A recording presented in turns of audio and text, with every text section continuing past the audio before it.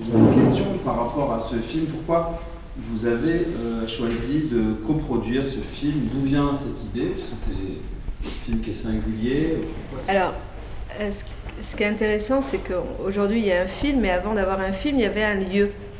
Et ce qui s'est passé, Amina Azboui, que vous avez vu dans le film, qui est le personnage un peu central, c'est une jeune femme tunisienne qui s'est fait connaître en Tunisie pendant les révolutions tunisiennes, juste post-révolution, et qui avait écrit sur son torse « Mon corps m'appartient ».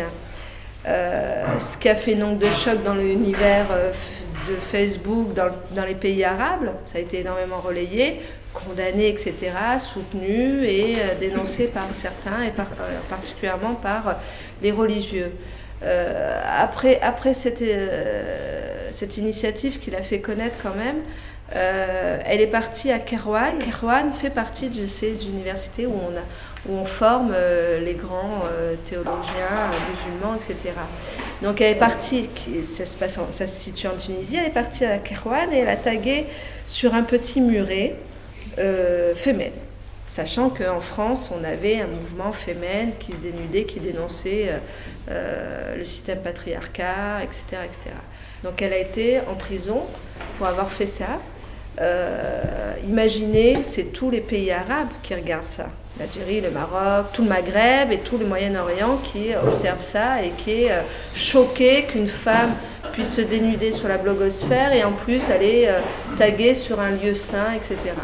La libération d'Amina, elle s'est faite avec beaucoup de soutien dans le monde entier. Elle est venue en France, elle était au lycée autogéré, on a travaillé ici avec elle, et puis à un moment donné, la situation en Tunisie a empiré, et il y a eu les attentats de Sousse et de Bardo.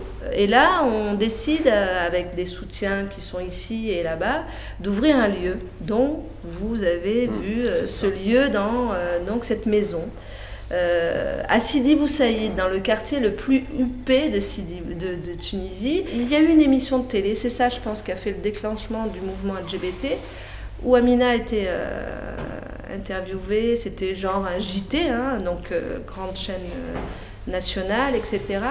Et une question lui a été posée sur sa sexualité, bizarrement, et elle a répondu qu'elle était bi. Donc à 20h, chaîne tunisienne, écoutée dans le monde arabe, et il y a eu un débat sur la bisexualité et sur l'homosexualité. Donc cette étiquette lui est restée, et de là, petit à petit, cette maison s'est retrouvée un refuge. On évalue à peu près à plus de 200 personnes qui sont passées dans cette maison. Comment est venue l'idée du film alors ? Je voulais produire et même réaliser, sauf que j'étais interdite de séjour en Tunisie par les autorités, et Nada, qui était la réalisatrice qui tournait autour de nous, qui avait juste fait des films pour la télé, donc c'est pas un grand film de cinéma, c'est un film, c'est un premier film pour Nada.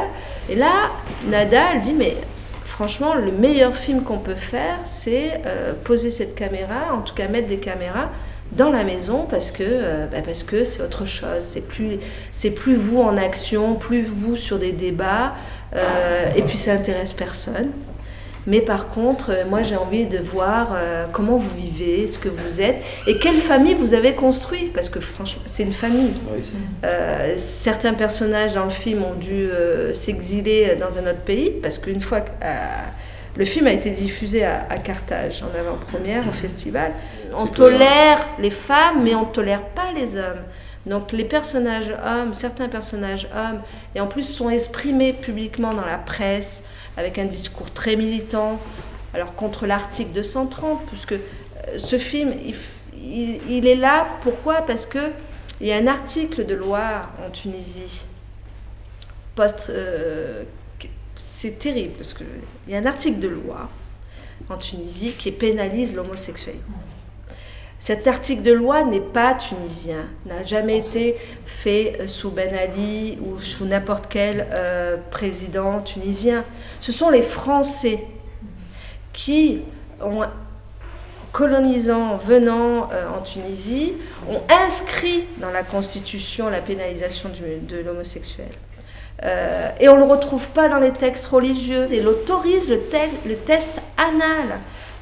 Et c'est ça que cette jeunesse a dénoncé. Il y a quand même une possibilité de parole, alors qu'il y a aussi d'autres jeunes en Tunisie qui le vivent de manière très clandestine, cachée, qui en parlent quasiment à personne.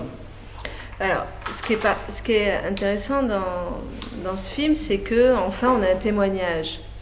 On a une parole singulière, etc. On a une population du savoir, une population éclairée, une population qui voyage, une population qui travaille dans différents secteurs. La question de l'égalité entre hommes et femmes, elle est posée. À l'Assemblée nationale, il y a des femmes. La question des droits entre les hommes et les femmes, elle est posée. Donc la question LGBT devait être posée. Et elle est posée aujourd'hui. La société tunisienne, elle est plus éduquée et quelque part un peu en avant-garde du monde arabe. Et c'est pour ça qu'on voit, malgré, mais il faut s'en nier, les violences, les souffrances, etc., les menaces, les attaques aussi sur ces jeunes LGBT. Mais en même temps, il y a des évolutions qui sont nettes, récentes. Le seul pays post-révolution qui peut continuer à se libérer et à montrer une voie, c'est la Tunisie. Alors pour X raisons, la taille déjà, c'est petit. Il n'y a pas de grands enjeux, il n'y a pas de pétrole, il n'y a pas de gaz, etc. Voilà. Là, c'est déstabilisé, il y a la frontière entre la Libye et la Tunisie, c'est poreux, il y a tous les islamistes, les mercenaires. Faut pas oublier, ils vivent ça, les Tunisiens aussi. Voilà. Les touristes ne sont pas là, l'économie est en berne, la jeunesse... Il y a des manifestations. Il y a des manifestations en ce moment. Le gouvernement a voulu durcir certaines lois là récemment. C'est pour ça que les gens sont descendus dans la rue. Mais ils sont descendus dans la rue spontanément et aussi rapidement, en disant vous n'allez pas nous voler notre révolution, nous à la jeunesse. Et ce qui se passe en Tunisie, c'est regarder au Maroc, en Algérie, dans tous les pays alentours qui sont stables. Et les Marocains ont déjà ouvert le débat sur l'homosexualité. C'est qu'une question de mois, je ne sais pas, il suffit d'un fait divers en fait. Par exemple, voilà, il y a La Belle et la Meute, l'histoire de cette femme qui a été violée par la police, c'est Amina qui a mené le combat. On a affaire à cette jeunesse qui a compris que si elle se mettait en mouvement, elle allait gagner toutes les luttes. Et elle est en train de gagner toutes les luttes. Alors des fois, il y a des trucs qui ne marchent pas. Et Mariam, elle a condamné la police à 15 ans de prison. En France, on n'a jamais eu ça.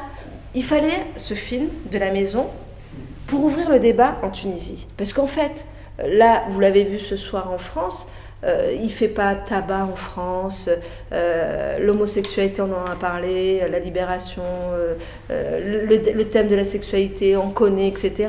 Mais en Tunisie, ce film-là, il est explosif. Au Festival de Carthage, par exemple, quand il a été diffusé, ils ont été surpris parce qu'il y avait tellement de monde dehors. Il y a eu 500 personnes à l'intérieur, 200 personnes dehors. Ils tremblaient tous parce qu'ils se sont dit, à un moment donné, qui sont ces gens-là ? Et en fait, sur Facebook, etc., c'est tous ces jeunes qui habitent dans des endroits, etc., qui sont venus, ils se sont dit, enfin, c'est notre soirée. Merci beaucoup.